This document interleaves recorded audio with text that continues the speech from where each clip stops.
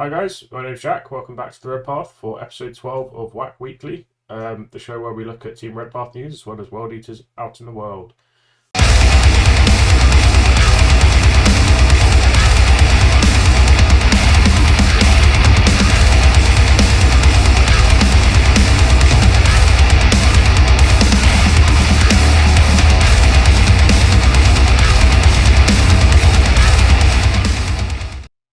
Okay, and we're back. So we'll start off with the World Eaters tournament roundup. Pretty interesting week this week. Obviously, it's release week, and there were more tournaments allowing the new book than I expected.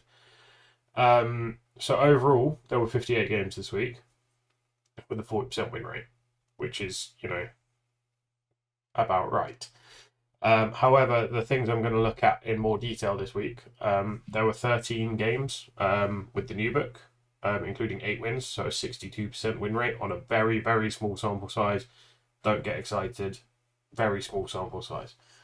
However, I am going to focus on those games because obviously we're looking forwards rather than back, I think. I have included a few tournaments with drops, which I don't normally do, just because I think they're an interesting counterpoint to World Eaters OP that has been doing the rounds on the internet. I don't disagree that we're strong. I don't know. We'll get into it. So for these 13 new games, there were 5 RTTs, 1 3-0, 2 2-1s, 1 1-1, which was a drop, and 1 0-2, which was also a drop. So in terms of Team Red Path news, no one was involved this week. So let me know if you are playing games, especially if you're playing new games with Codex, games with the new Codex. Because I'm always interested to discuss them. I'll have a bit more input, I guess, once I've done some testing myself. I've only played one game, and that was pre-Full Rules leak. Not leak, Full Rules reveal. So I've got 5 games coming up this weekend, and I will hopefully have some more fully formed thoughts next week after that. So nothing from Team Red Path this week. We have got some exciting stuff coming with that. Jerseys mostly, but we've got some stuff coming with that. But let me know if you are playing games, especially if you're playing games with not World Eaters, because then I'll look them up manually. So on to World Eaters tournament performances then. Just quickly before we dive into the new book, I know I said I'd focus on the new book. I just wanted to mention Liam Worswick again. Had another good weekend, going 2-1 at the St Albans Slam 1, a 28-player RTT near London in the UK. His loss came to Grey Knights in the first game, and then he had strong wins against Thousand Sons and Death Guard. That was with Index Hammer, so Index World Eaters and the Chaos Space Marine book. So well done to Liam. Been smashing it recently, last couple of months. Great. Then we'll go on to the new book, and I am going to consider or look at the lists for the drops as well, just because it's a bit more data to look at. So we will start with, they're both at the same tournament. It's Baxters February 40k tournament. So there's potentially a consideration about terrain if they both did badly. I don't know. Maybe. So this is the 0-2 list. As you will see, it is seemingly illegal because Lord Invocatus has a fixed warlord trait, and he's been given a warlord trait here, which shouldn't be able to happen. But yeah, well, I don't know. Battle Lust is the 6-inch Urrea can fight first one. Lord Invocatus has to take the 2-unit pregame move, and I'd assumed that he would have taken the 2-unit pregame move just because the way his list is built. So he's got a big squad of 10 Berserkers with an icon, no Eviscerator, which is also weird. 2 squads of 5 Berserkers, a squad of 2 squads of 5 8-bound, 3 squads of 3 Exalted 8-bound. So if the 8-bound champion is left blank, it means he's got dual Lacerators, which is the +1 -3 damage 3 weapon profile rather than the 2 times attacks. Exalted 8-bound all have the double chain fists for the damage 3.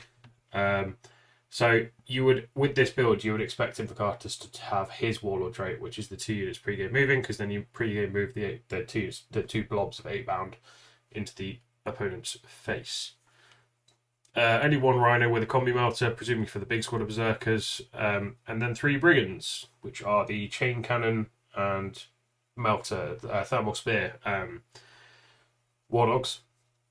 Pyrothrone, I believe, is the Zeech one that gives them Psyker, like allows them to be a Psyker, which I'm not sure I like that, just because the it locks you out of a paw, purely because it locks you out of a paw. Although I guess it does open like psychic secondaries, maybe, but like on a war dog, I don't know, maybe. So worthy offerings as well, so they get the +1 to get the big stuff, which, yeah, fair enough choice. So it's not quite the net list that's been doing the rounds. The net list that's been doing the rounds doesn't have the war dogs in it. It has another squad of 5 8 bound, and it has 5 squads of 5 berserkers with eviscerators and icons. And then obviously Invocatus has his own warlord trait. So this list went 0-2. It is close-ish to the net list, albeit with warlord with some tweaks. The losses were against new nids, so bad nids, and guard, which is guard is kind of fine. But guard is an army that I believe will be a pretty big counter to us, just because gunline, and we have to get there, and blood surge is all well and good on the berserkers, but if they all die, then you can't really use it. So yeah, I don't know. I terrain dependent as well. Obviously, there are too many variables to say that some games are just bad matchups, I think, but guard will be one that I think I will struggle with. I'll put it that way then. So that's the M2 list, and just sort of illustrates that if you bring loads of 8 bound, you don't auto win. So next up, same tournament, different list. This is the list that went 1-1. Slightly different list, very different list actually, with a loss against Votann and then a win against Necrons. So yeah, Invocatus, Wild Eater's Demon Prince with Wings, Master of Execution with Berserker Glaive, which is an interesting choice, just because I think Berserker Glaive is a bit of a side grade on the Master of Executions because you lose the mortals. 2 squads of 5 Khorne Berserkers with a Rhino with plasma pistols and everything.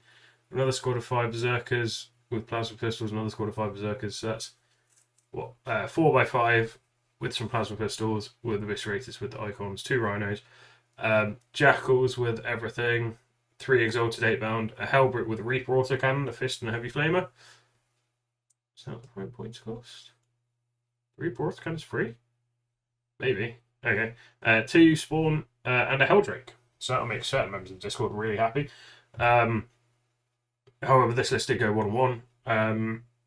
It's fairly far off the cookie cutter list. I think the Helldrake is, and I will now upset certain members of Discord. I don't think the Helldrake's a good pick. I think you could min-max the loadout on the Hellbrute a little bit more. The Reaper Autocannon, it's alright. It kills Marines now, but it's not the choice, I don't think. I think the 5-point multi-melter is probably potentially a better choice, but if he has the points, which he may not. Oh, he's also got Angron, which I completely skipped over because he put it at the top. Who is his Warlord with the Warlord trait by the looks of it. Yeah, I mean, I don't hate it. It definitely got some build. I think the plasma pistols possibly wasted points as well. Although I guess it gives them a bit more punch. There's a bit more of a discussion now that we have like no shooting about plasma pistols potentially. I'm not sure they're worth 5 points, but potentially some high strength shooting, even if it's only like damage 1 or 2, is not the worst. And then I think Eviscerator is auto take on the Berserkers, and I think Skull Smasher is auto take on the Jackals. Just because for 5 points, I don't think you're spending a better 5 points anywhere on the Eviscerators at least. The Skull Smasher, it depends how you're going to use your Jackals, but I think getting damage like a load of Strength 5 AP2 damage 2 attacks in like at that point a 75-point unit, pretty good. Yeah, okay. So we'll move on from that. I think I just wanted to include those lists just to illustrate that World Eaters aren't auto win. There is some player agency still involved. It's not just point and click, which is good, I think. Yeah. So then there were three very having said that, there were three very strong performances with the new Codex. So we'll go on first to Nicholas Urrea at the Odyssey Games RTT in California in the USA. 39 players. Nicholas finished 12th. So this is again not quite a good cookie cutter list. So Invocatus with his Warlord trait, so the pre-game move. 2 max units of 8 bound to take advantage of that. 3 squads of Berserkers, all with Viscerators, 2 with Icons. 2 Rhinos, 3 Exalted 8 bound. 5 Terminators with a Chain Fist. And then 3 War Dogs. He doesn't specify what kind. I would assume either Executioners or Brigands. With the Mirror Fates, the 5-up CP upgrade. And then 2 individual spawn to generate some blood type points, I would imagine. So this is like closely aligned to just what the internet has been talking about in terms of World Eaters lists looking like going forwards. So taking full advantage of the Invocatus Warlord trait, still having cheap trade units with the Berserkers, the small squad of Exalted 8 bound. There's even Terminators in there for a little bit of shooting. War Dogs in there for significantly more shooting. So he went into Chaos Knights first, which had 1 big one and then 10 little ones, and won 151. His loss came in game 2, 60-69, and he was playing against a Deathwing Ravenwing mix that seems to be one of the strong Marine lists that's emerging. So it included 20 Terminators, a load of bikes, and some Storm Speeders, now that everything has had loads of points dropped. So that's kind of fair enough. And illustrates that we can't just blend our way through everything. Deathwing Terminators are still a thing. And then his final game, which is really interesting to me, was a 75-74 win against Guard, including Kazkin, so having just said that I think I struggle with the Guard, I always struggle with Guard, even on their old book I struggled with Guard. Having struggled with the Guard, and thinking that they're going to be a tougher matchup for us. Clearly that is not the case for everyone. Obviously it was a very tight win. But yeah, it shows that we can. I assume once we get into them, they die. Because pretty much everything in our army is strength 6, I think, on the charge. The only thing not being is Jackals, and they're not in this list. So, yeah, cool. So that was Nicholas. Well done. 2-1, finished 12th. Good start to the Codex. Up next, we have Chase Garber, I believe of Goonhammer, at the Minnow Two Rivers RTT. Minot Two Rivers? I don't know. In North Dakota in the USA. So there were 14 players. Chase finished 5th. He had 2 games against Chaos Knights and a game against Iron Hands. He won 72-67 against Chaos Knights. He lost 51-67 against Chaos Knights. And then he beat Iron Hands in the last round 77-59. So this is an interesting list. A lot of max squads that seem fairly counterintuitive to Blood Tie generation. So he's got Angron with his Warlord trait, which is the Ton of Obsec. He's got Invocatus, no Warlord trait. 2 max squads of Berserkers with Eviscerators in Rhinos. 2 squads of Jackals with various upgrades by the looks of the point costs. A max squad of 8 bound. A fairly upgraded Hellbrute. And then 5 unupgraded Terminators, as well as a Forge Fiend. Don't see those very often. 155 looks like it's got 3 Ectoplasma Cannons. And then 2 Rhinos that are just better. Yeah, I mean, it's very simple list. You are yeeting the Rhinos up, you're yeeting Angron up, you're yeeting the 8 bound up, you're yeeting Invocatus up. Terminators potentially in Deep Strike, Hellbrute potentially either backfield objectives or Strat Reserve, and then Forge Fiend sitting on a back objective for shooting support, I would imagine. Yeah, I mean, it's quite a simple list. You shove everything across the table and hope that you connect and kill it. And then hopefully score at the same time. Although a lot of our secondaries, you do that when you're killing some. Yeah, so it's good to see Angron getting play and doing well. More importantly, I think a lot of people have said that Angron is going to be trash competitively. He's just not going to be a pick. And I think in the vacuum of Discord Hammer, I think I've seen it referred to, where people will just shoot him off the table.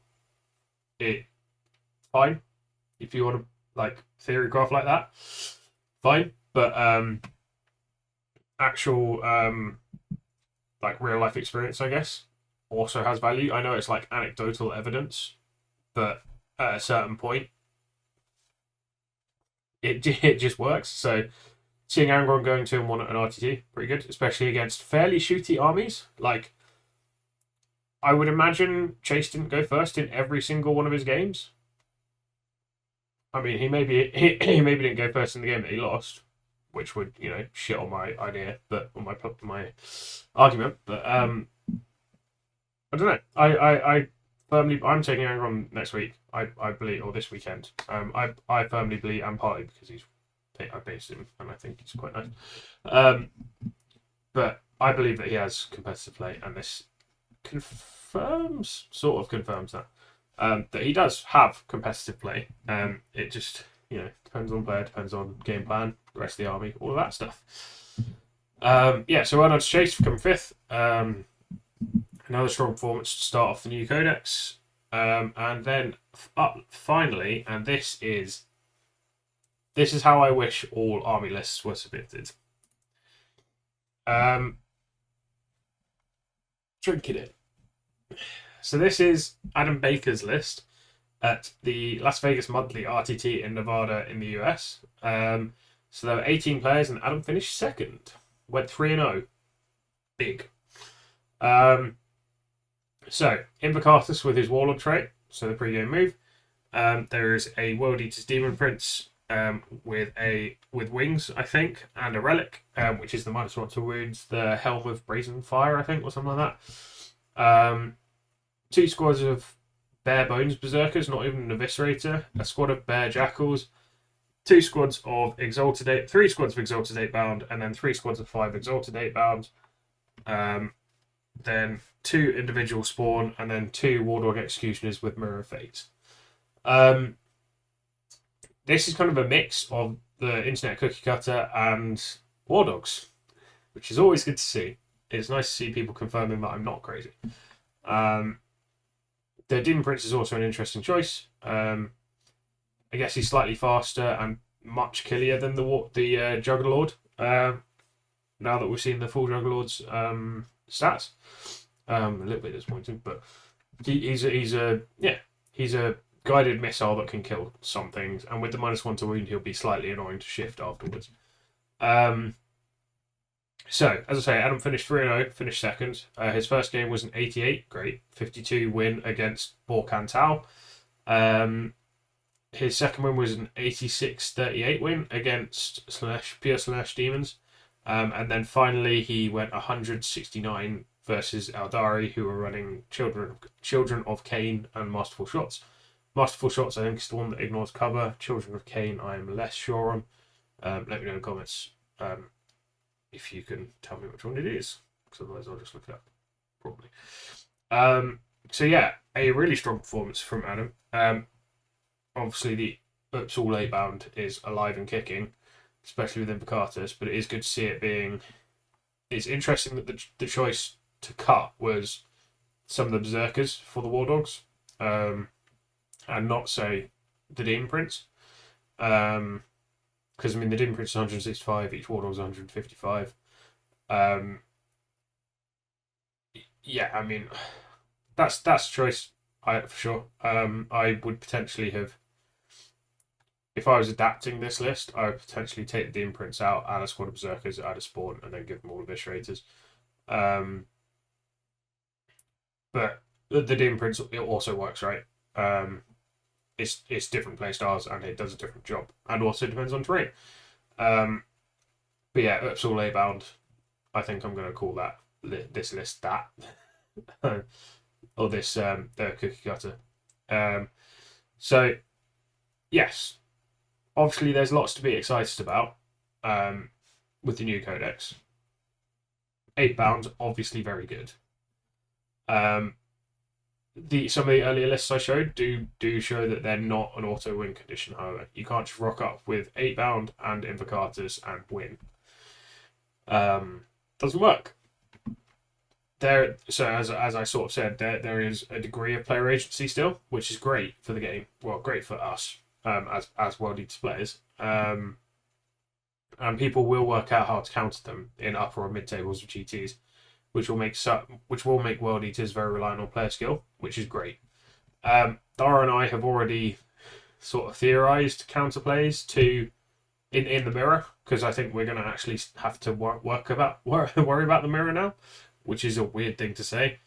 So me and Dara have theorized about how to counter at least the pre-game move, and then once the threat of the pre-game move is neutralized, it just becomes the mirror game, and then it's just out trading your opponent, just playing better, I guess, getting better dice rolls, all of that stuff. It is good to see people mirroring my thoughts on War Dogs and doing well with them. As I said, confirms I'm not crazy, which is great.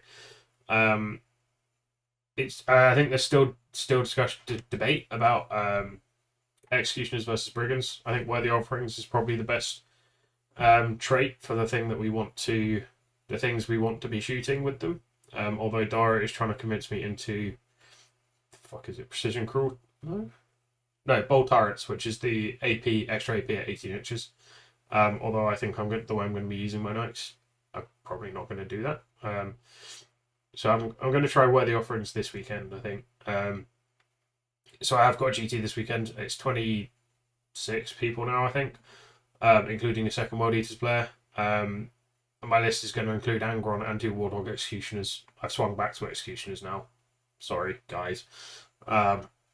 I went through it fully on stream last week, on Saturday, I think. So go check it out if you haven't already.